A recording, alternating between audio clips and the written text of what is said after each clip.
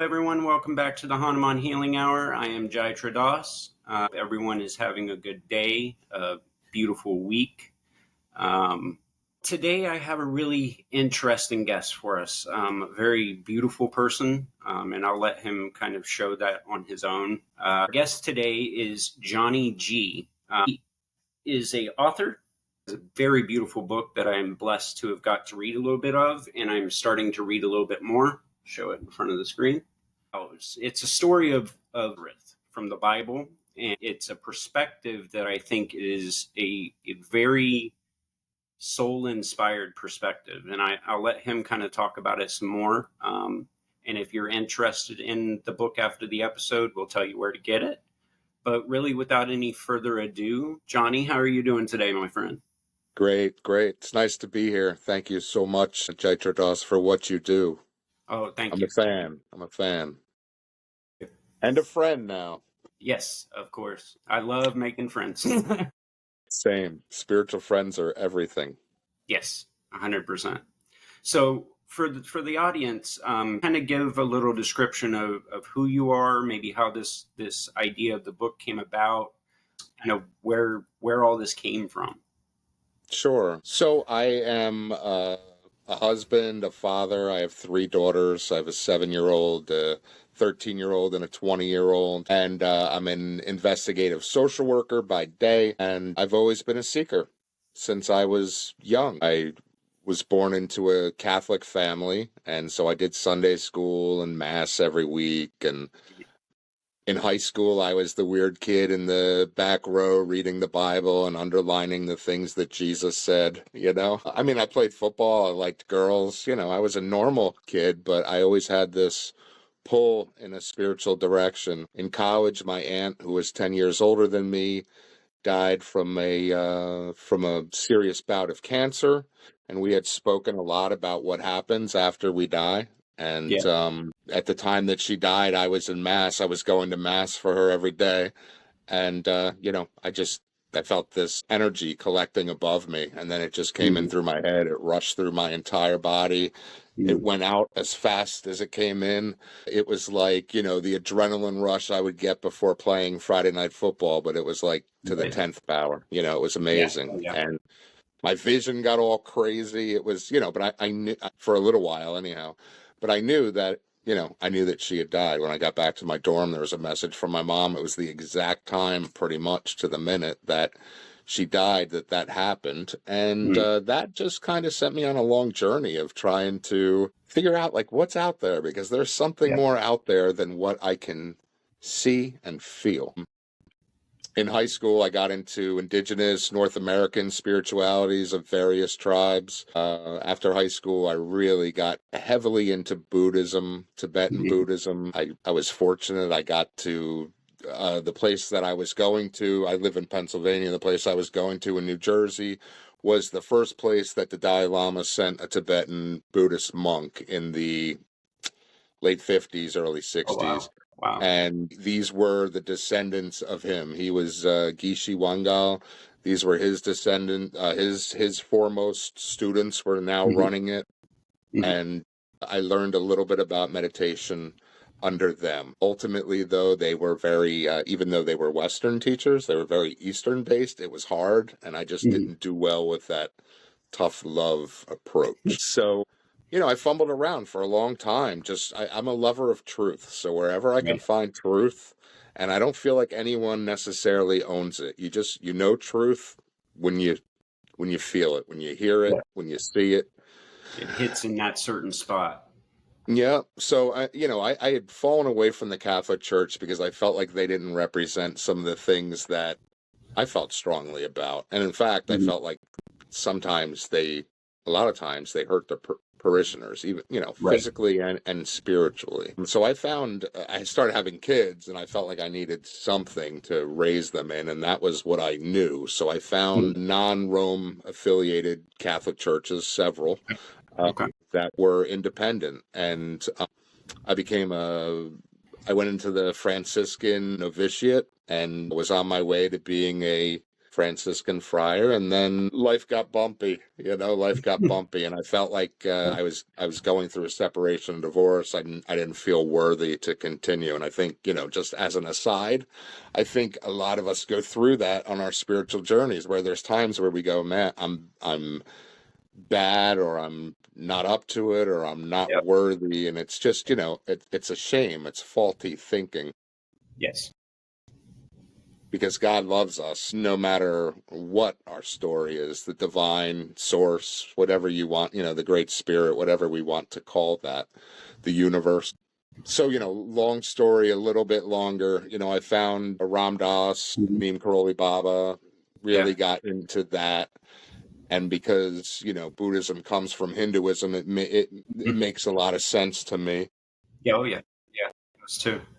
From there, I found Yogananda, which is funny because Autobiography of a Yogi, Yogananda's book, which is a spiritual classic and always remains on the top of the spiritual book lists, and Ram Dass, pointed to it numerous times as an entry point. That book sat on a shelf for like 30 years. I'm like a collector of books, love books, but my stack of things that need to be read versus what's been read, there's a big difference. So, I just felt like my life settled down enough to where the time was right. Like when you're ready, then the guru finds you. Yep. And so I read that book, and it does read a little bit like Star Wars. People are materializing, they're dematerializing. There's, these amazing saints that he comes in contact with. The thing that I love about Yogananda is he really downplays his own abilities. And in that book, at least, he highlights everyone else. And he just highlights how the divine is everywhere. Yeah. And I think, what I took from that was, wow, I'm a spiritual mutt, but I can take all of these different pieces of my background and I can incorporate it into Yogananda's philosophy, because Yogananda was really not peddling a religion. He was peddling a philosophy. Yeah. And he was really trying to show the unity between the East and the West, between Krishna and between Christ. Yeah. And he felt that, Christ and Babaji, who is Babaji, for those who don't know, is, considered a deathless saint. He's someone that's been around for forever, essentially, thousands of years, which, on its own sounds preposterous. But the more you go down this rabbit hole, I don't know. Everything is, it's amazing what's actually possible out there. But, he felt like his charter from Babaji and Jesus was to come to America and teach that unity. And so I just thought, wow, this is great. And he loved St. Francis, who I, had a deep affection for. And, it was great. It was just, I felt like, okay, now finally, after a lifetime of searching, I'm home. Yeah. And so I've been on that path, that part of my spiritual path, for about 5 years now. And one of the things that Yogananda teaches is Kriya Yoga, which is a meditation practice, and there's various forms throughout the world, and different teachers teach it different ways. But the idea of it, one, it takes you there. It's the technique that puts you in that frame of mind to have contact with the divine. Sure. And then the other thing it does is it raises your, energy through the chakras, and it evolves you. Yep. In a fraction of the time. For those who believe in reincarnation, which I do, I think we come back many, many, many, many times, to put it lightly. Yeah. And so if we can bypass some of those many times, or at least some of those many times in darkness, it's a good thing. And I would just say, aside from that, what I find amazing about this journey that I'm on right now is just that, you really can have a relationship with the divine. I think people don't know that. And it's a two-way street. You can really feel the divine's presence. You can really sit in the divine and feel it. I mean, sometimes it's just because you have good karma or luck, or the divine is throwing out a line to try to reel you in a little bit. Yep. But a lot of times it's, because your heart is dripping with devotion. At least that's what I find. It's like, the more your heart calls for God, the better chances you have of God, showing up for you. Yep.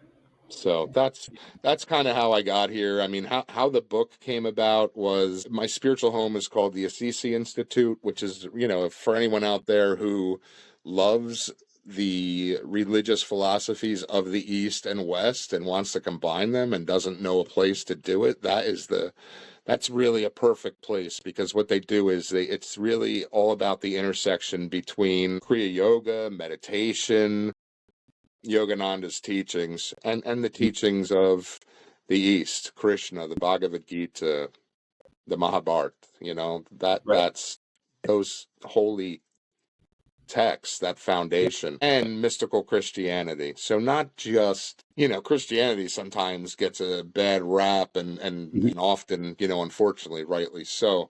But, there are pearls from the traditions, like, looking at my own Catholic tradition, when I went back, I was like, I know not all of this is going to be for me, but there's pearls here. There's the life of the saints who have done it, who have these great writings on mysticism, Teresa of Avila, John of the Cross, and, going back to Origin and his teacher, whose name escapes me at the second, but, going back to just really 100 years after Christ, died and was resurrected. It's really the roots of the real stuff before it got watered down, diluted, changed, the mystic part of it. So, there are places out there. And anyhow, my teacher had been telling me, his name is Isha. He's the one that him and Yogananda created the ASSISI Institute, and his spiritual father was Richard Rohr, who was a fairly famous Franciscan priest, and he was also taught Kriya by Roy Eugene Davis, who's a direct disciple of Yogananda. So, interestingly, like, when COVID ended, and I'd been doing a lot of meditation over COVID just to stay sane, and it was good for me. It was really good for me. And actually, COVID was really tough, and it was really hard for a lot of people, and there was a tremendous amount of suffering. But I don't know. I was okay here, here by myself with just my family. I was nice and calm. And if they said, hey, we're going to keep it closed for another 2 years, I mean, I would have felt terrible for my children, who I knew were stir crazy and wanting to get out into life. But for me, I was good. But when COVID kind of when the lockdown wrapped up, I said, like, the most heartfelt prayer I think I've ever said, to God and to my guru. And I said, I need a teacher in the body, and I need someone who's close, someone who's reachable by car. My teachers were out in California. I'm in Pennsylvania. I know I'm not going to get out there that much. I don't have the money for it. I don't have the time with work and family. So, I mean, within a couple of weeks, I went to retreat at this place called the ASSISI Institute. I heard my teacher talk, and probably the second time that he spoke, I just realized, this is it. This is the guy. This is the person who checks all the boxes. Right. I think he gets me, so. Oh, yeah. What I've learned is, when he suggests something, I should take him up on the offer. And oftentimes I push back, So he was saying, you've got an interesting life. You got an interesting background. It's colorful. Why don't you write a story, a book? Why don't you write a book about you? And I thought, my story's not done. I don't feel like I've done enough to warrant a book. Right. Yet, at least. But he said it a few times, and then I ended up getting sick. I had what I considered to be a serious health issue. I come from, my mom's side of the family is fairly anxious, so it doesn't take much to get anxiety filled for me. And I had myself convinced that I was going to die. And I don't know, at some point I just heard my teacher saying, you should write a book, and I thought, I've had this Lazarus story in mind for like 20 years. It was not well thought out at all. It was just, every time I'd heard the Lazarus story about Jesus raising his friend from the dead, I always thought, well, what happened after that? Like, nobody ever talks about what happened after that. To me, that's the story. Like, the miracle, that's amazing, right? But Jesus did amazing miracles. But what about Lazarus? Like, where did he go when he died? What was life like when he came back? Did he have a mission? And then I started thinking, and what if he wasn't fully healed? I don't know where that thought came from, but I Mhm. just thought, what if he wasn't fully healed? And the reality is, as human beings, the vast majority of us are pretty broken, Yeah. and for many of us on the probably all of us on the spiritual path, well, most of us at least, we're trying to put that back together and figure it Right. out. And how do we Right. go on a more healthy way? So I just thought, this is a story, and through the vehicle of this story, I can leave my children some real wisdom if I don't make it, you Right. know?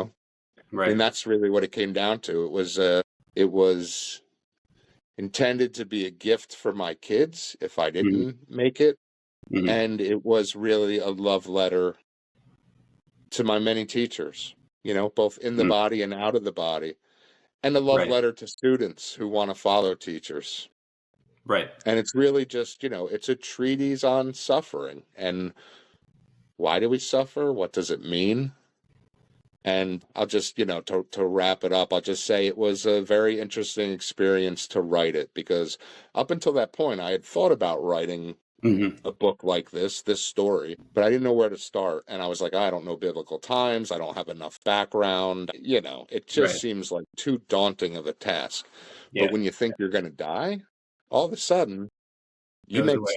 yeah, you make Yeah. time. It's amazing.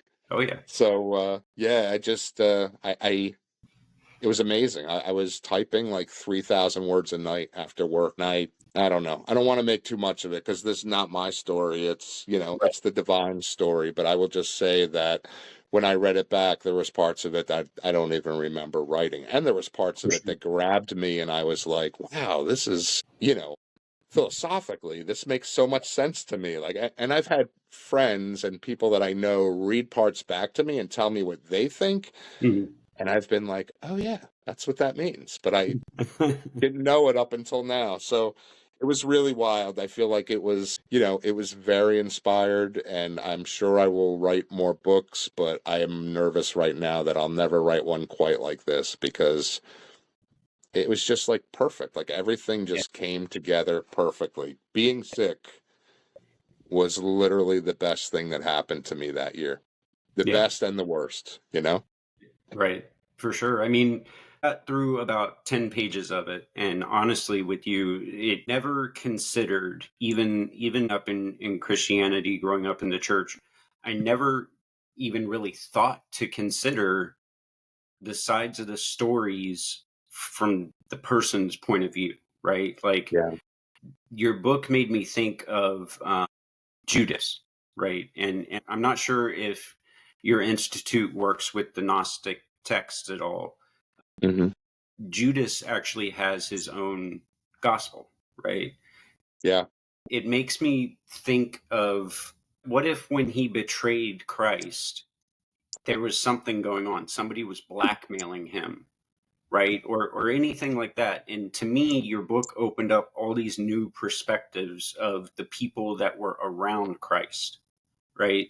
I'm interested to know, speaking of the Gnostic text, do you guys work with the Gospel of Thomas at all?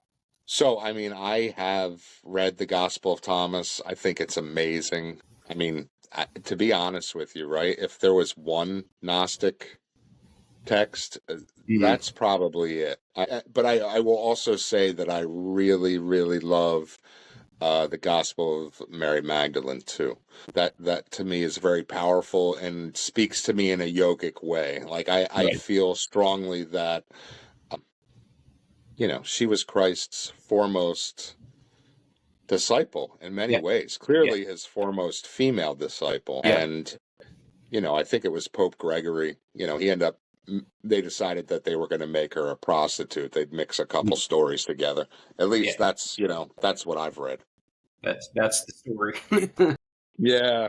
But, in the Gospel of Mary Magdalene, the apostles, well, first off, they obviously had a special relationship, her and Jesus. I'm not going to go into the weeds and try to figure out what that is. Some people thought they were married, and Right. I don't know. Right.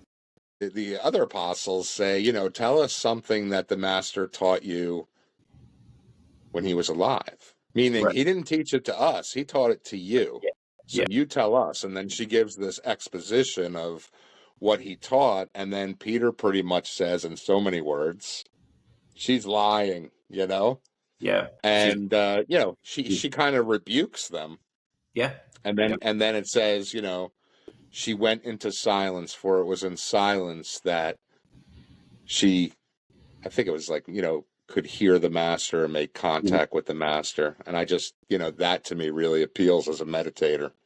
It's like, yeah, that's how you do it, you know. Yeah, sure. But you asked about the Gospel of Thomas. Is there a book when I was reading it? So for the audience, the Gospel of Thomas is the actual words Christ spoke. And your book made me have the same feeling that I had when I first read the Gospel of Thomas. Yeah. And it was a feeling of, this is what is supposed to be being taught, right? So what I mean by that is not necessarily like your book should be put in church, but right? I hear you. the perspectives of the people that were there are how we are going to understand Christ's true teachings, right? Yeah. Yeah. And that's kind of why I mentioned the Gospel of Thomas, is because for me, that and maybe a few others are really what Christ was trying to convey, right? Yeah. And I think it's important, especially in this day and age, that we, as people who believe in Christ, believe in Yeshua, that we try to show what his real teachings were, right? So for me, I have a few students, and I usually will reference something Christ said when they're coming to me with a question. But I have made it very well known that my ideas on Yeshua are different than what the mainstream Christianity idea is. You know what I mean? Yeah. Yeah. I think, you know, also just you talked about Judas. So if you keep reading, you'll see that Judas is really one of the key. What I tried to do with this book when I wrote it was limit the number of people that it really focuses on. So it's really Christ, Lazarus, Mary, Martha, Lazarus's two sisters. There's a character that I added that's, you know, fictional, made up. Just he you know, serves a purpose in the story. His name is Asher. And then Judas. There is some talk about the other apostles, and they're clearly in the story, but the story doesn't. There's a little bit on John, but really it just focuses on those key. There's so much in there with those characters, you know.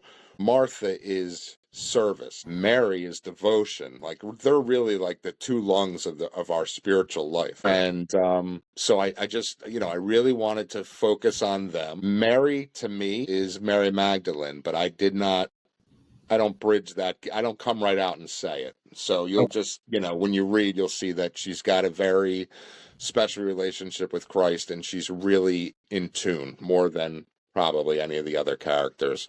But I you know, I also focus on Judas because I feel like he is such a compelling character to me. And I'll just tell you you know, this is my take on it. And again, when I was writing this, I don't know, you know, Johnny was just open to what was coming in. Like, literally the words came in quicker than I could type them. I didn't lose any, but it was literally a race. It was a flow. Yeah, exactly. It was like stream of conscience. It was just coming in. Yep. We should all be lucky to write books like that, you know, because it makes it very easy.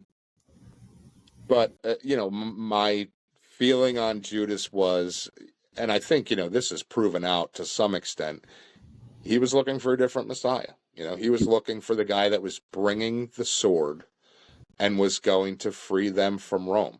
Right. That's what he was looking for. And he had seen miracles, so he knew Christ was powerful. He was he was very impatient, you know. He was very impatient. And I'm not saying that he didn't have a money issue. I'm sure he did. I'm sure greed played a part of it. I mean, my guru says that, you know, it took him it took him hundreds of years. I think my Yogananda says that, I don't know if it was the 30s or 40s, that, you know, Judas was finally free. You know, he was born a Hindu, and he had a guru, and he still had some attachment to money, and his peers made fun of him, but his guru basically said, leave him alone, he's doing good. And he finally, he would have to have amazing karma to be with Christ to begin with. So, but I think, really the whole turning him over to the authorities was his hope that at that point Christ was going to show them, Who he his really power. was. Yeah. Yeah. And I think it backfired, and that's why he hung himself, because it didn't go the way that he thought it was going to go. I also see all the stories in the Bible and the Gnostic text.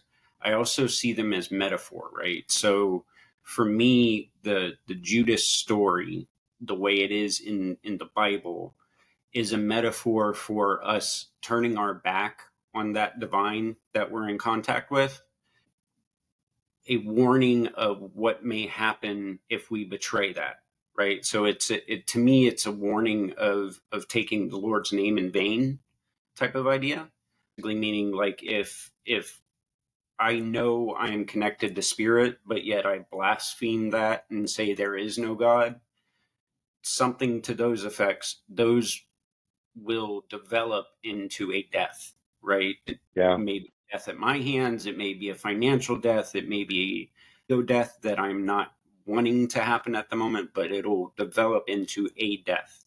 So I think a lot of those stories are that way, with the way Jesus spoke in parables and things like that too. And I won't tell you how the book ends, but it ends with Judas. And I would just say, and I agree with you. I agree with what you're saying. And I would also say that, maybe not to that extent, but part of our walk on the path is to fall off the path. Right. Part of our walk is for that to happen, because when that happens, all of a sudden life is very unstable. And then we get reminded, things were better when I was doing my daily practice and had faith and devotion. I just went through that with my teacher. The last couple of months, we had hurricanes here in Florida, and John used that as an excuse to stop his practice, right? Mm-hmm. So ideas and thoughts and, things started popping up in John that I wasn't liking. So I went to my teacher, and this is kind of how beautiful the teacher-student relationship, devotee relationship is. When I asked the question, his answer was, have you not been doing your job practice like I told, or not have you not? You have not been doing your job practice like I ordered, right? It wasn't a, have you? I don't know if you have. It was a, I know you haven't. This is why. Yep. And that's, and that's what we need. I mean, that's why I prayed for a teacher in the body, because I am a hard learner. And Johnny wants to do what Johnny wants to do. And Johnny has a lot of happiness projects that he thinks are going to bring him happiness. And what they generally do over the long haul is bring the opposite. And so thank God for teachers, especially those with patience. Sometimes I think about what I must be putting my teacher through, because I have a strong resistance to the practice. I have historically. And so that doesn't mean that I don't do it now. I've gotten better. I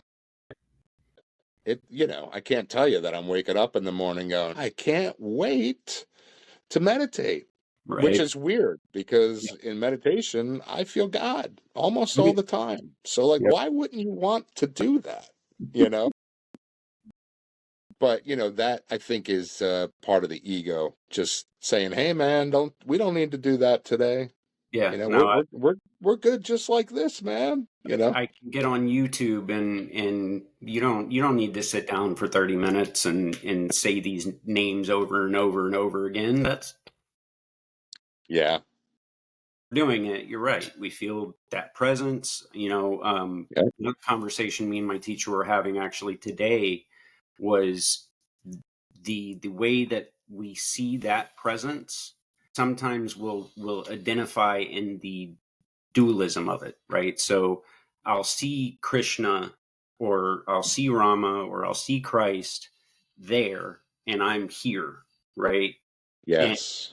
I think a lot of times, maybe more so even in the spiritual community, we don't allow ourselves to have that merger. That right, Ram Dass talked about how it's good to see it out here, but when you see it in here and out there, then it combines. You know what I mean? Yeah. And I think a Yeah. lot of that is really how you came up with your book, is you saw that you may be going there and it felt okay and you rolled with it. You know what I mean? Yeah. Yeah, I think there's something to be said for just, and this not for just writing a spiritual book. It's for anything, and it's especially for, your spiritual life. Just Yeah. opening up and surrendering, which is tough. It's really hard to surrender, and it's Yeah. hard to trust enough to open up, especially if you've not maybe had great experiences with religion in the Hmm. past. Hmm. I tell people that the God that they don't believe in, I probably don't believe in either. You know? Yeah, please. Yeah, it's because, I don't think it's a guy up in the clouds with a big beard, you know? Yeah. Yeah. I don't know what it is, honestly. I mean, it's obviously consciousness. It's too big for our minds to really be able to conceive, but I know it's greater than me, and Yeah. it's also a spark in me that animates me. Right. It Yeah. makes me alive and animates everything around me, and it's in everything around me. So that's really the beauty of it. It's all around us, but it's inside of us. And I just think, man, for, 43 years, I was searching, searching, searching, but it was right in here. It was right in here. It was right here. I didn't realize how close it was. It's Yeah. closer than we ever will know. Yeah. Like right now in this moment, whether you're on a path or not, whether you're spiritual or not, whether you've figured out who your guru is or not, God is closer to you right now than he, she will ever be. Yeah. Yeah. That's really the amazing thing. And I think that's really my takeaway of the last 5 years. I had some spiritual experiences before that, some really powerful ones, but the fact and that there's a million ways to get there. Like there's literally 1,000 ways up the mountain to find God. I've had deeply, deeply profound experiences meditating. Hmm. I'm not tooting my own horn here because I would love to get back to this state, and I certainly haven't stabilized any of this stuff, which is now my goal. But I've gotten out of body before and had a look around, and it's pretty amazing. You don't come back to the body the same person that you left. For It sure. changes everything. I try to tell my kids, and I think this is where we as a society of humans across the planet. I lost you there. There we go. Hold on one sec. Yeah, Yeah. sorry about that. No, you're good. All right. So what I try to tell my kids is, and my wife and I were talking about it this week with just, all the stuff going on in the world, politics and everything. And I just kept saying, this is reality, but it's a dream. It's just a dream. If you remember that it's a dream, Right. it can't hurt you as much. And I know that that's going to sound, to some people, that's going to rub them wrong. And I understand. Listen, it's reality to the point that you think it's reality. If you think, hey, I'm living in this, it's hurting me, it's Hmm. reality, then it's reality, and I won't argue it any different. Yeah. But what I try to tell my children is, when you're in meditation, sometimes it's like you're watching a play, but you're watching it from the stage crew point of view. So Right. you're looking out, you see all the audience, they're enjoying the play, they're crying at the sad moments, they're laughing at the funny moments, in the Yeah. intense moments, they're right in fully. Yeah. But when you're in the back of the stage, you just kind of see the framework of it all. Yeah. And you see the play, but you're Hmm. also seeing what's keeping the play up. You're seeing all the pieces that go into it, or at least some of it. I'm not seeing it all, Right. of course, but I'm realizing that it's God's dream. I mean, it's the divine's dream. We're just living in it. Yeah. But, Where the and I, experience. yeah, and I Yeah. think exactly. And I think that, when we wake up out of it and say, Dad or Mom, I had a nightmare, you know, Hmm. the divine laughs and says, no, it's Yeah. okay. This is the real, this is it. Yeah. No, Yeah. that was just school. It was just Yeah. school. Yeah. So I think when you merge with God, when you have that union in some way, it changes your perspective. It changes your thoughts about reality. And then that changes everything. Right. Slowly. But Right. yeah. Yeah, I see it the same way. A lot of the times I'll explain it to my students as a movie metaphor, right? Right now, I think I am the actor that's in the movie. Yeah. When I meditate and become an audience member watching the movie, when I realize who I am then the projector operator is playing the movie, right? And then when I join with who we really are, I am all of them. I'm the movie theater. I'm the land that the movie theater is on.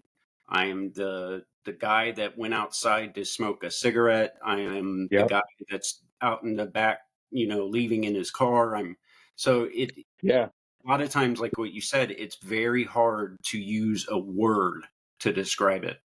And for anyone who has actually done meditation, not, I'm going to focus on how much money I can make this year type of meditation. Get to a certain place with it, it becomes who you are. Like you said, when you do some of the astral work, when you do any type of remote viewing, anything like that, you come back different, right? Some people get that through drugs. Some people, like you said, get it through meditation. That I'm really interested in is with your guys' institute. When you guys are there, do you have like songs? Do you have meetings like that? Yeah. So every Thursday night, there is a Kriya service, which is, a chance for some chanting.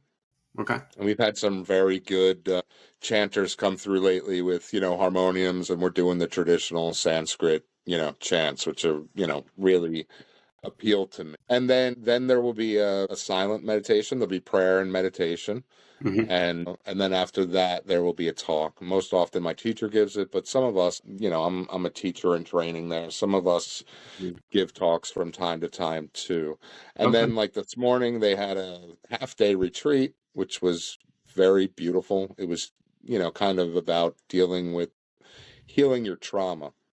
How do we heal trauma in a spiritual sense? How do we do that and move forward? So, I mean, all of us could benefit from something like that. And then in the summer they have a week-long summer retreat where 3 teachers gather. My teacher, another teacher, Ryan Kurzak from the southern part of the U.S., and Swami Nirvanananda, who is a great, soul, and many of us consider him a saint. He's from Italy. He has had a very interesting life, that And so they give a teaching all week, and then on the Thursday you can get initiated into Kriya if you want. So, which is just, again, a way to get a beautiful technique, and they do it all, donation based. It can be very affordable. Like, no one's turned away, and so I just love that. So yeah, and then we have, many classes on Zoom or in person, if you live in the Rochester, New York area.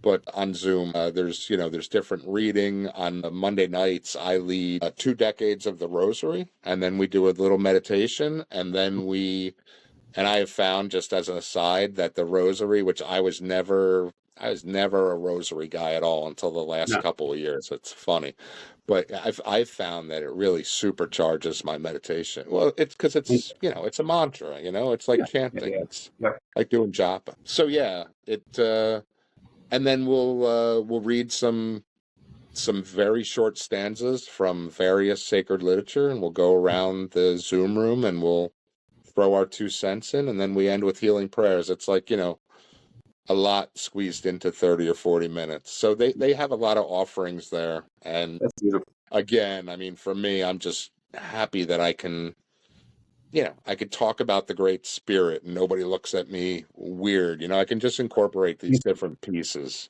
which is really nice. Well, one thing that I think is interesting about the times that we live in is, and I'm not 100% sure exactly when he said it, but the Dalai Lama at one point said, the next Buddha is the Sangha, right? And So for me, having those places that I can go to where I can talk about the enormity of God, and I can talk about, pearls, right? Yeah. And have someone judge me because of it.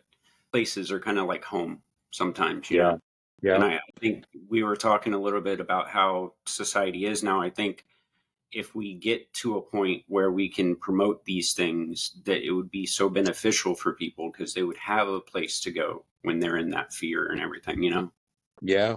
Yeah. Absolutely. I think these things are needed more now than ever. It's funny because at the ASSISI Institute, like this past Thursday, Mm-hmm.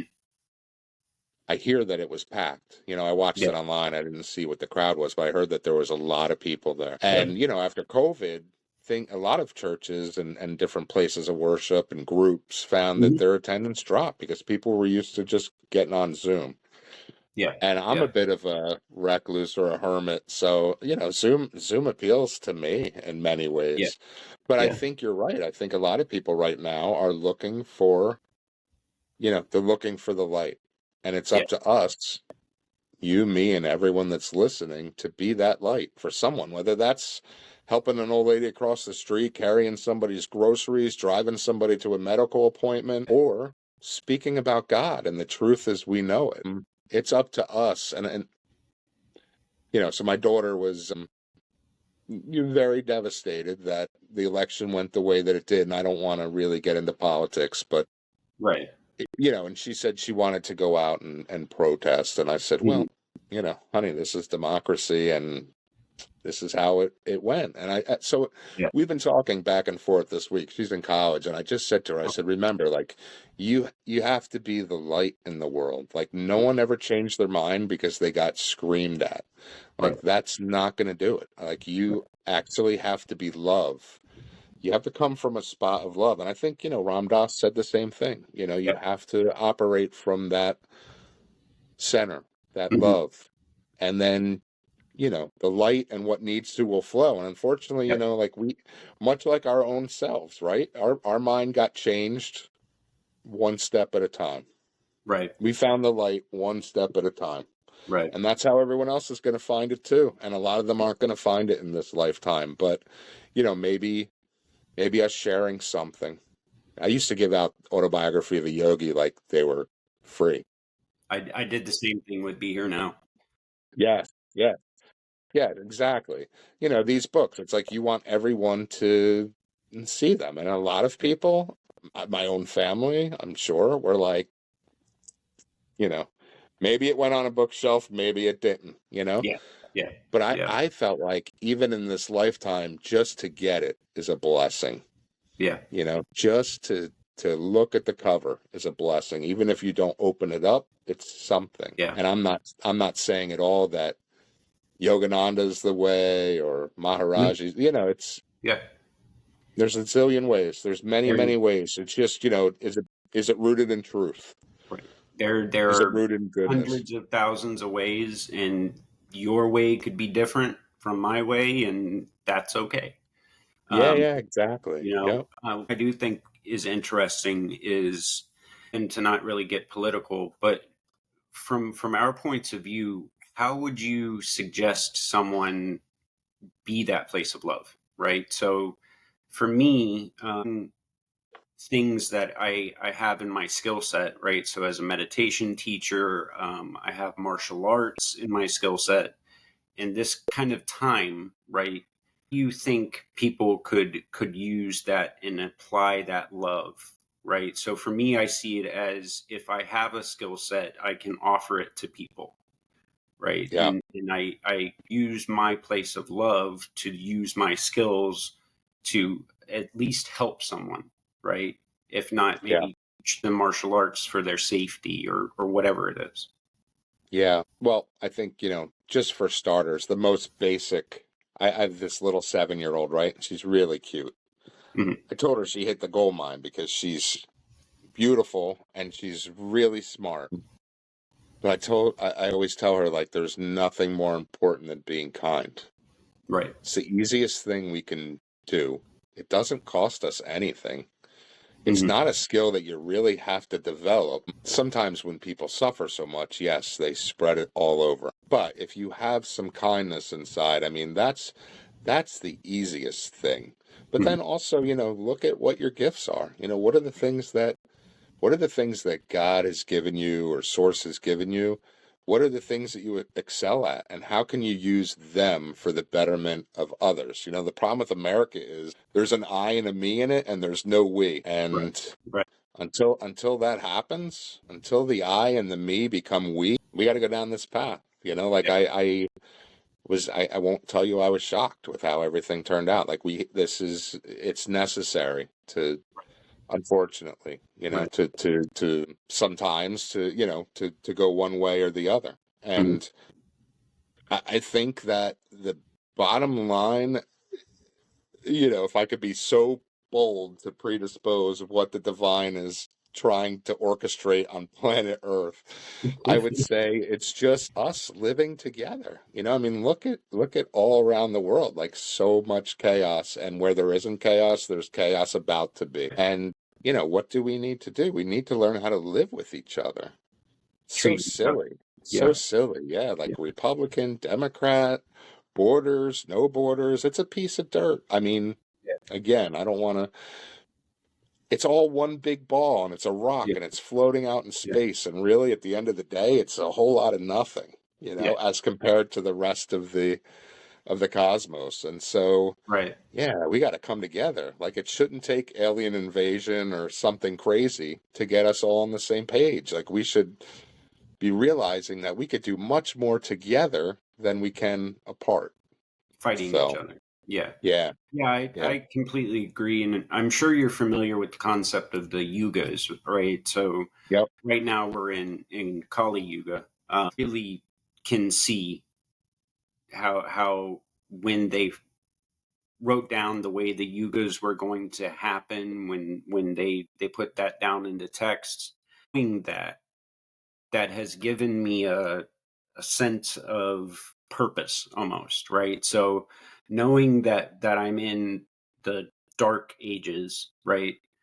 And knowing that the next age is the age of enlightenment, the age of compassion, the age of unity, right?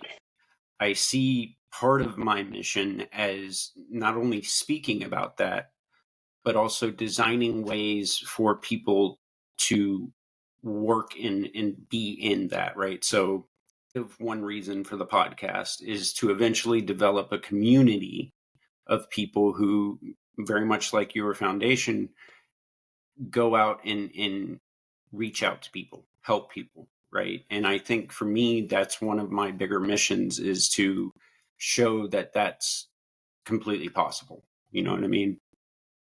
Yeah, yeah, absolutely. And I think, the funny thing about the yugas, right, is I think you have some souls that are a little ahead of the game. Mhm.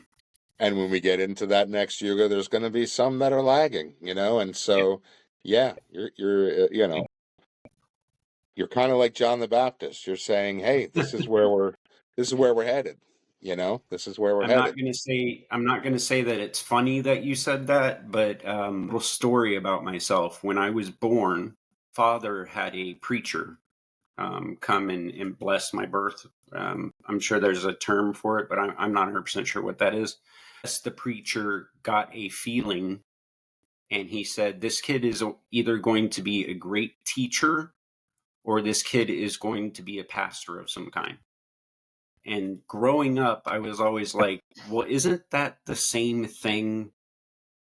I was going to say, he's right. He's right on both accounts. Yeah, I yeah, mean, so, and yep, I always had a affinity for the character, for lack of a better explanation, of John the Baptist, right? How he showed that there is a Christ consciousness, and that Christ consciousness was coming, and that it was going to be so much greater than himself. You know what I mean? His yeah, humility has been a constant example to me. You know yeah, what I mean? yeah, I think that is something we may have in common, is the humility factor. And I feel like that is something that is not very common. but something that in this spiritual life he needed. You know what I Yeah. mean? Yeah. It's really tough too, because when you have spiritual experience, Hmm. so like I'm taught in my tradition that, we don't kiss and tell. Like we don't, Yeah. Sure. you don't have an Yeah. experience with God and then share it. Talk about it. And Yep. yet inside I have this, I'm an evangelist and I hate that, because I Right. don't necessarily want to be that, but I feel like I'm compelled to be because when I see people in the world who haven't found something yet Hmm. like this, like a Yeah. spiritual path, something to Yeah. help kind of elevate them spiritually, I I feel bad for them because I Yeah. remember what that was like. I remember when life felt like I was fumbling around in the dark looking for the light switch. And so, yeah, I just want to shake people and be like, life is great. I mean, yeah, Yeah. it's hard. Living is hard. It's really, really hard. It's designed that way. It's supposed to be Why we're here. because we don't grow. I mean, we don't, if Yeah. we were fat and happy, we just don't grow. We Yeah. need change. We need friction. We need Yeah. the bad stuff to happen Yeah. sometimes, to really get movement. It really narrows the gap to God. Yeah. And so when I see people, I just want to say, like, you don't have to be a prisoner of your life. Yeah. Yeah. That It's kind there's of brings there's me to one of my next questions is saying that would you have advice for someone that hasn't maybe found a way of life like this, or maybe know that there is a like this around, or anything yeah, outside of themselves type right. of advice?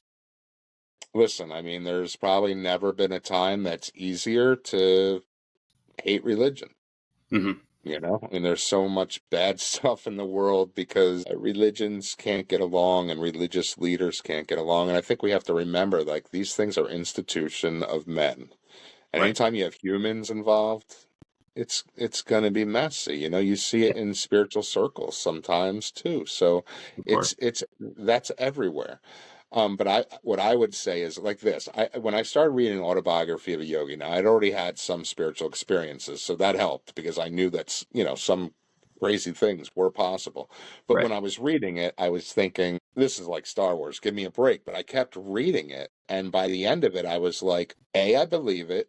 B, if 10% of this stuff is accurate, then I'm along for the ride. Let's, Right. get me in, teach me how to really meditate this way.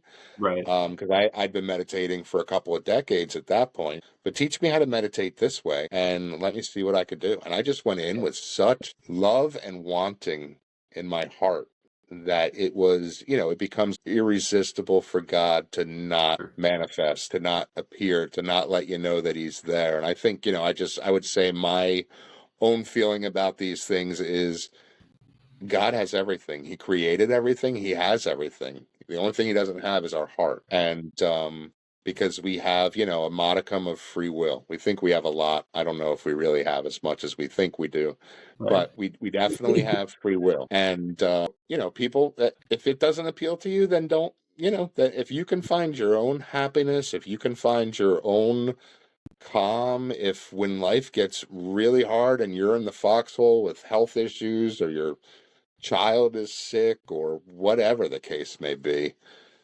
yeah, I mean, do it your way and see how it works. See how it Right. works out. I mean, the beautiful thing I think is my true belief that we all get there. I don't think anyone is left behind.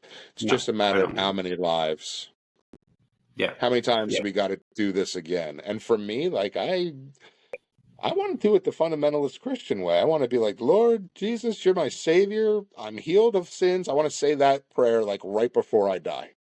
Yeah. I want to Yeah. do all the Johnny stuff until that point and say, God, take me, you're my savior, and then go to heaven and never do this Yeah. again. But I don't believe at Yeah. all that it'll be that easy. I don't think it happens that way. I think, just like we couldn't be done with school if we went to one day in the first grade, I feel like this life is just one day in the first grade. Right. What will you learn I and what will you agree. take with you? Yeah. So I I don't know if I answered your question, but I would say see what appeals to you. There's a Mhm. lot of truth out there. See if you can't find yourself a teacher who really speaks to your heart, put some truth in there, and then go from there and just, remain open to the possibility. I think that's what I did. I had a deep longing to figure it out, to bridge that gap with God, to find out what happened to me when I was in college in that little chapel. And at the time of my life where things settled, I was able to get inwardly quiet, center myself, and really my heart was exploding to know the divine. Right. And then things just started happening because I feel like God can't resist that. When we run towards God, I feel like, the divine runs faster towards us. Yeah. So, yeah.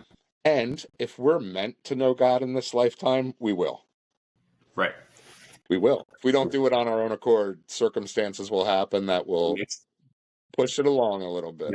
Yep. I completely agree. And one thing for me is, so a little more history of me.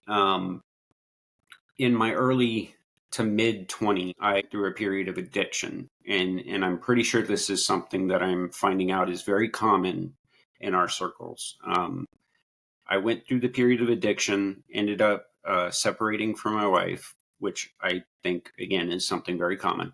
Interesting part about it is through those things, the whole time having a feeling that I'm suffering, I am suffering, I am suffering. It wasn't until I realized that I am not the sufferer of the suffering. I am the watcher in kind of like we went to those metaphors. Yeah. Am God, for the lack of a better term, watching the suffering happening. And in my place is to mitigate, if not help, in relieving that suffering. Right. Yeah. So for me, it was that same call, but from a place of, I know there is a cure to my suffering. And it ended up being not my suffering as much as maybe through it in seeing that it is a cycle of life. Right. Yeah.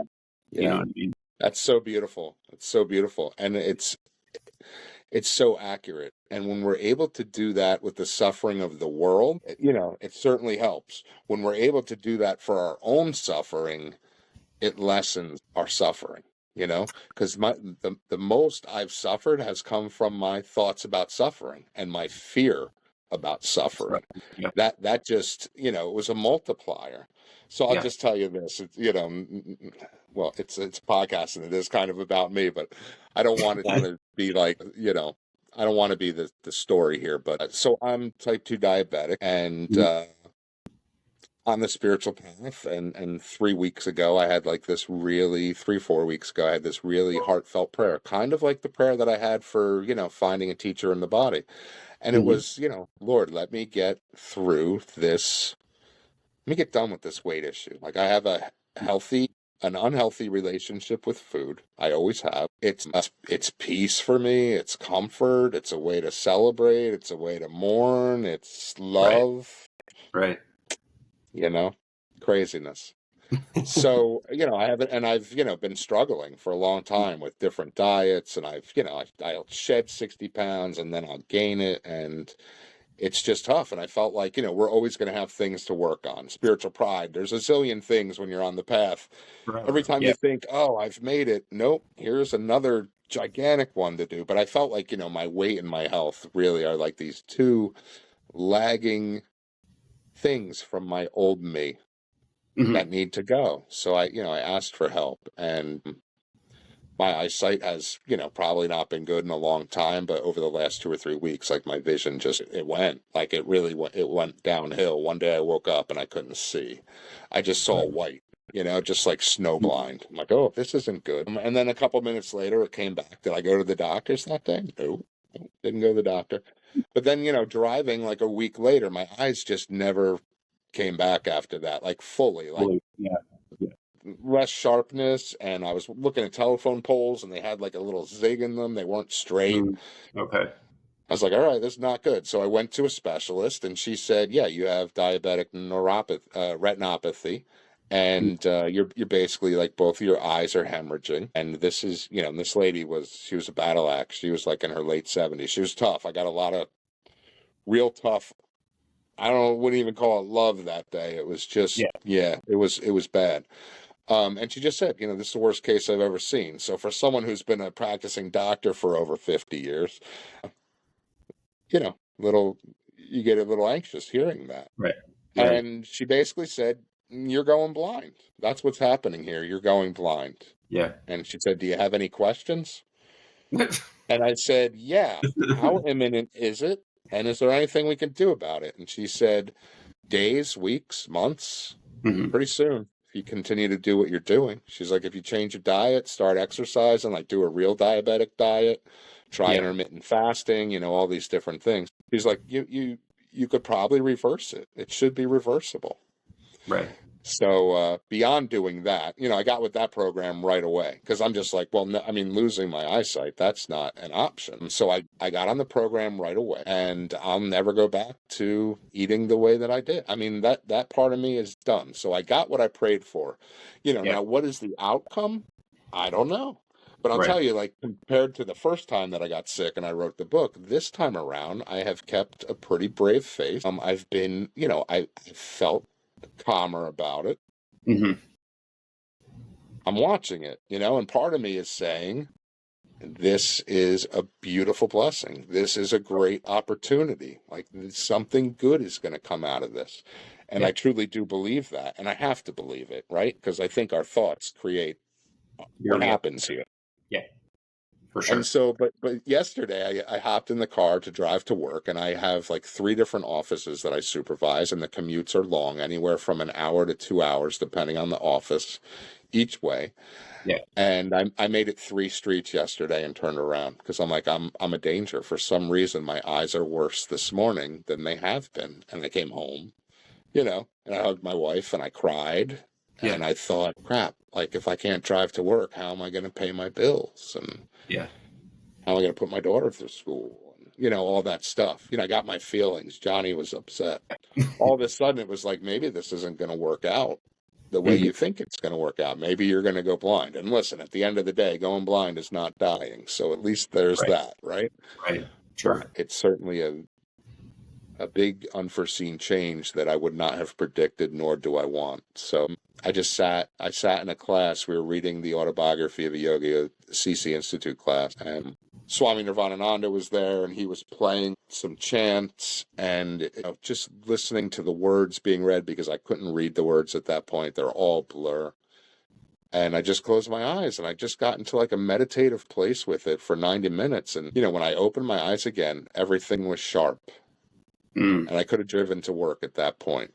Right. So it just gave me a little bit of hope that maybe this is not permanent. Maybe things will change.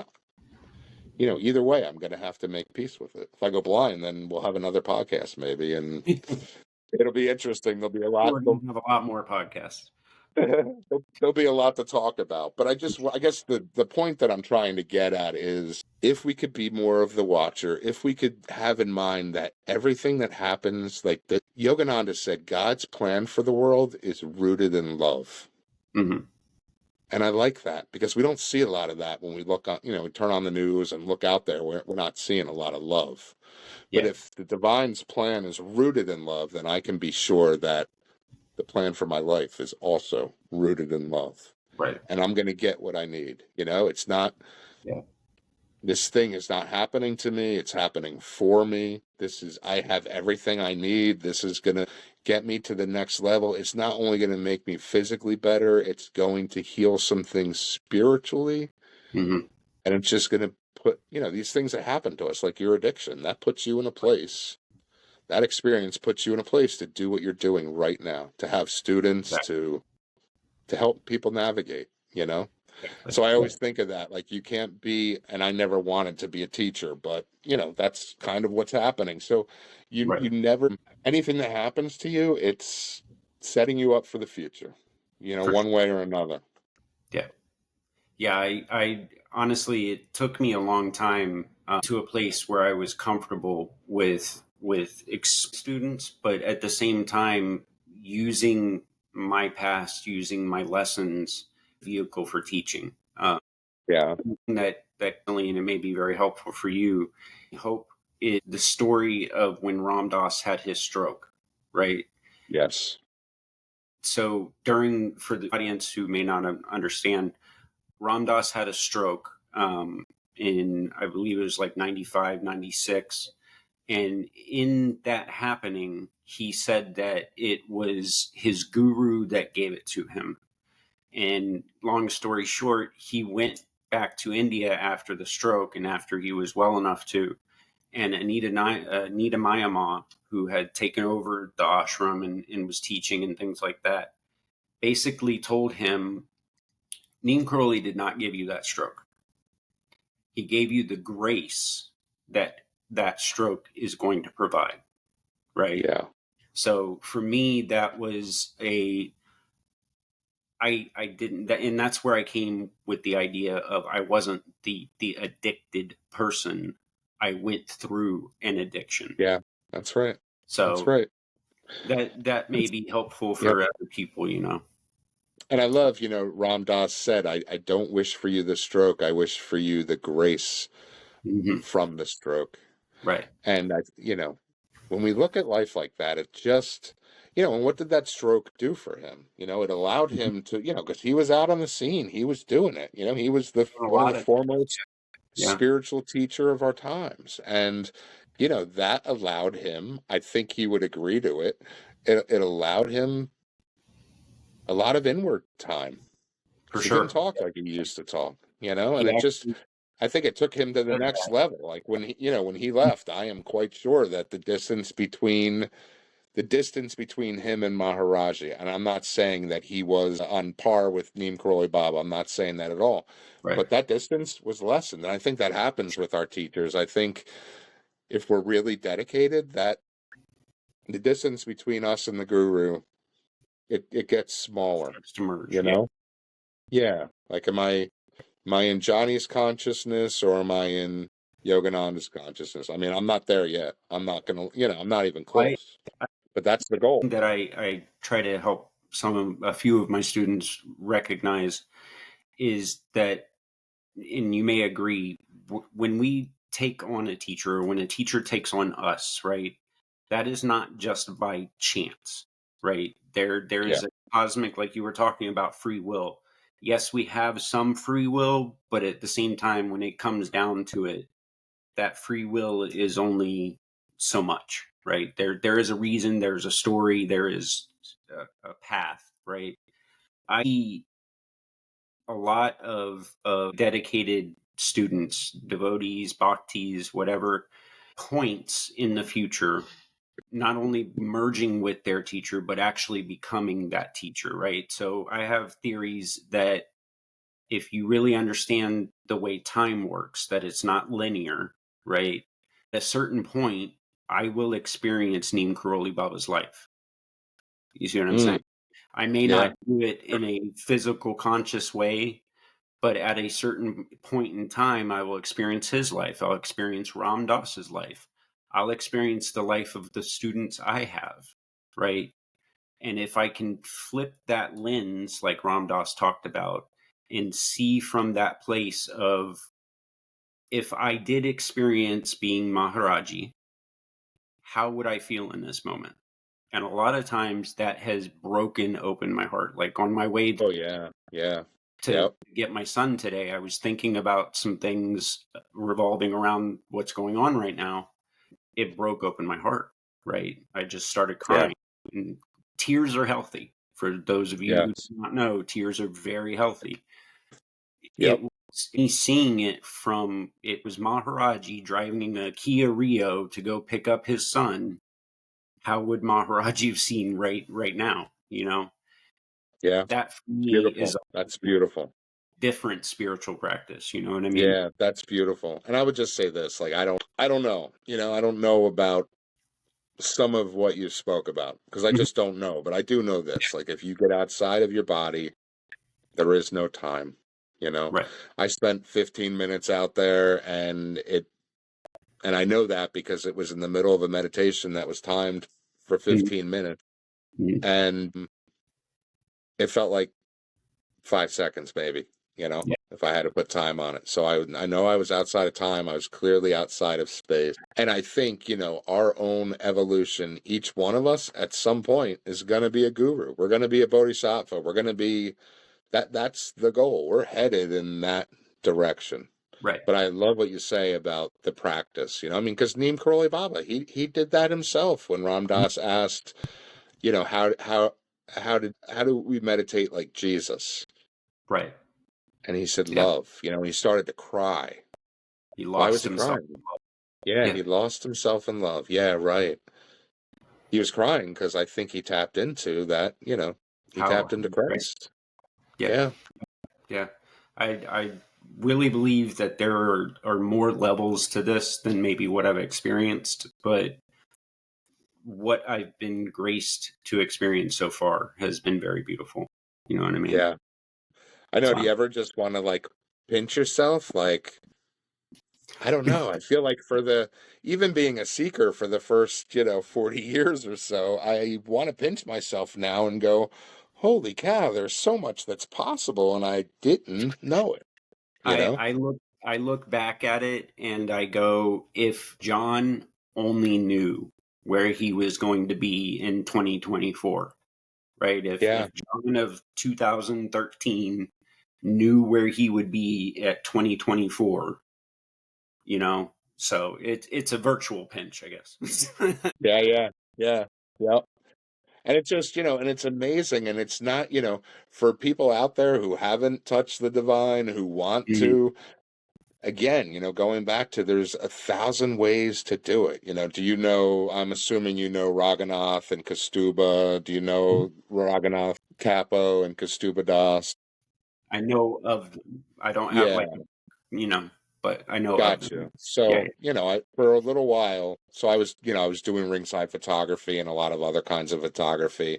And at some point I just said to God, let me use this gift to do something positive for you. Send me on some spiritual adventures. I'm not looking for a paid gig.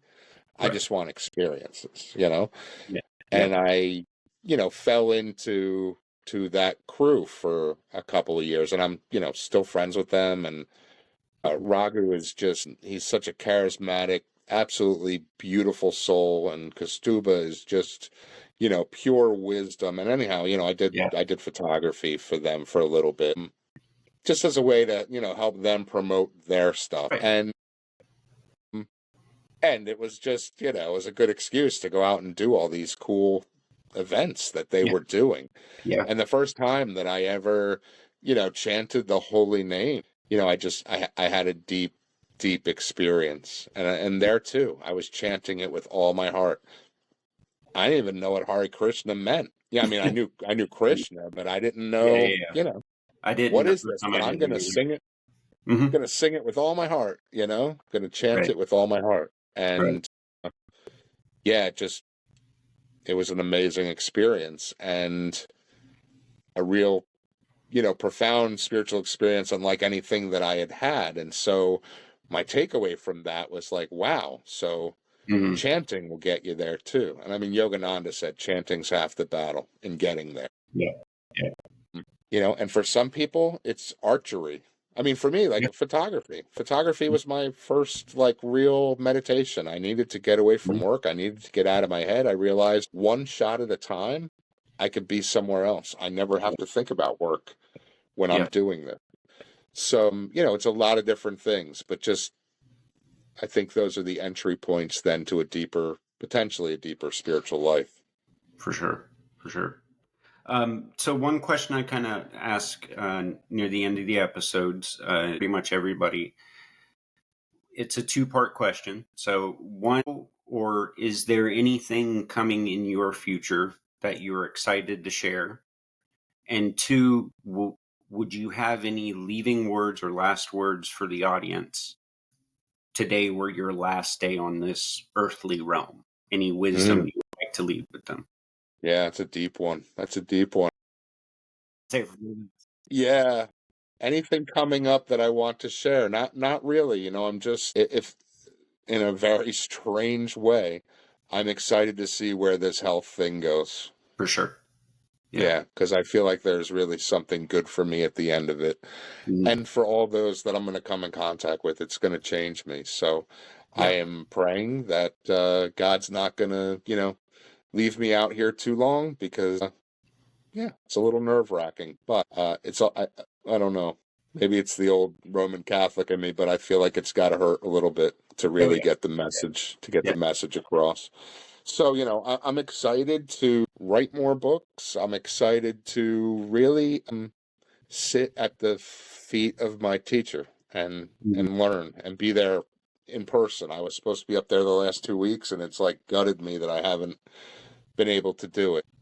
That's what I'm excited for. And I'm excited for whatever God has in store for me, whatever his plan might be. I'm just excited to get closer to my guru and to live a more holy life Mhm. and to put a stake through the things that prevent me from being there already. Doing that. You know, Yeah, for sure. as far as advice, I mean, listen, a lot of us, right, have a very complicated history, maybe with religion. Maybe there was people who were entrusted to teach us about God who did not teach us about love, but instead taught us about shame. Right. Or even took advantage of their position of power and hurt us. And, what I try to tell people is because you got one counterfeit $20 bill doesn't mean that they're all counterfeit. Oh, yeah. There's some real ones out there. Right. And just because people have used God to abuse power does not mean that a divine creator does not exist. And I can only tell you what I have come to know, like through experience. And God loves everyone. He loves his children. If we as imperfect parents love our kids even when they mess up, then how much more does the divine perfect parent love us? Right. And so, not only does God love us, but God wants to have a relationship with us. And God does want to answer your prayers. But God wants to make sure that there's nothing in between you and him. Like God is he is a little jealous, like he wants your heart. She wants your heart. I think I have a big affinity towards Divine Mother. So I'm I using a lot of he do. today, but in my mind I'm thinking she. You know, She. Yeah. she wants your heart, but she doesn't want anything in between. I mean, she can give you lots of toys. Yeah. Do you want those toys? If you would rather have those toys, then she'll give them to you. But when you really want her, you've got to put everything else aside. And so, if you believe in reincarnation and up until this point you've kind of had a stagnant spiritual life, that's okay. It's exactly what it is supposed to have been. But now's the time. Now's the time to turn up the volume. Now's the time to get serious because you could do it in this lifetime. You can make some real progress. Right. And we've given, so many other lifetimes to so many other things. Why not give some of this one to God? And then give a little more and a little more. From me, like I'm blown out of the water by how amazing this life can be and what the possibilities are. For sure. And I Yeah. just, my prayer for myself is, should I go before I feel like I've, gotten far enough? Just place me high enough in the tree next time so that it won't take so long to get to this point. Right. Right. And I think, Totally. when we're talking about teachers, just because you did touch on this for a minute, For sure.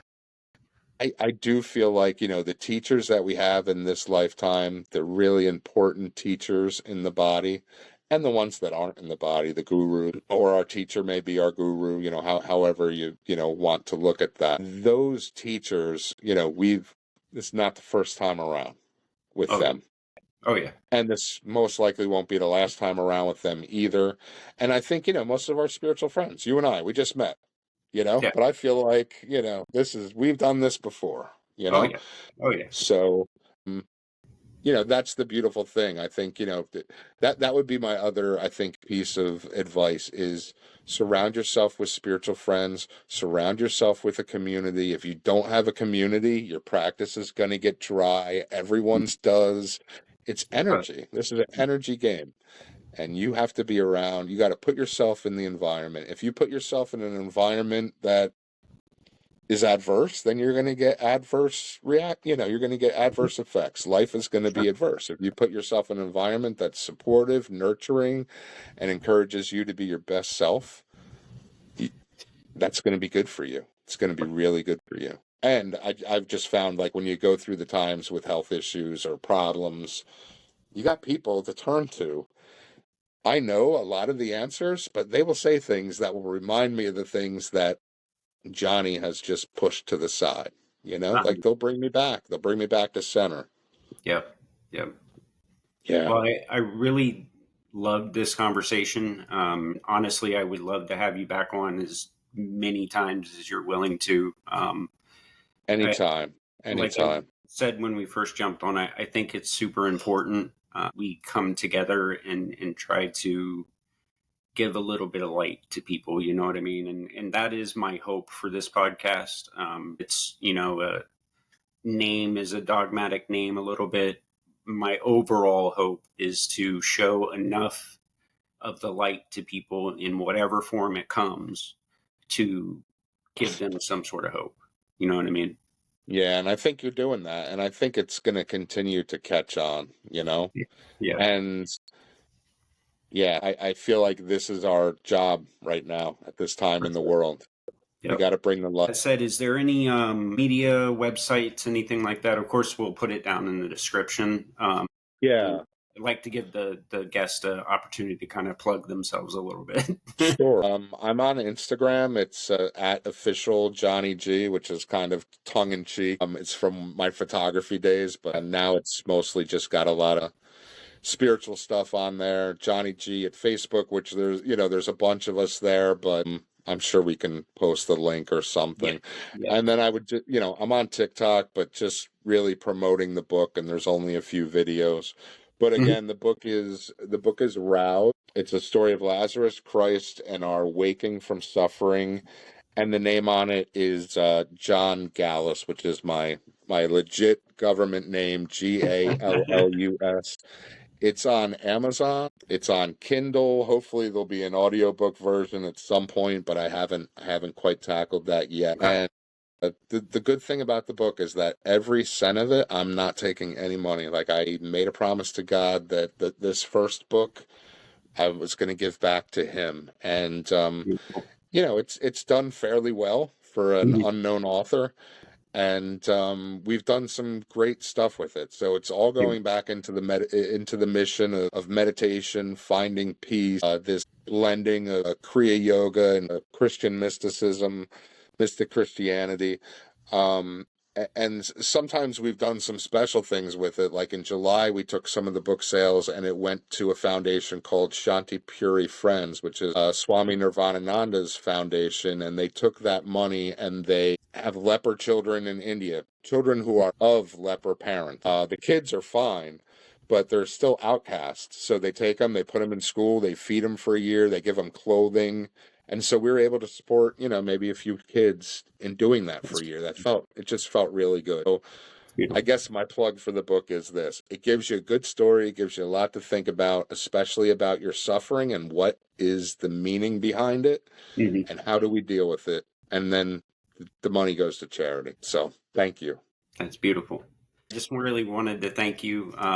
Also, audience, I wanted to remind you, I'm going to move the mic kind of out of the way. So if my voice goes away a little bit.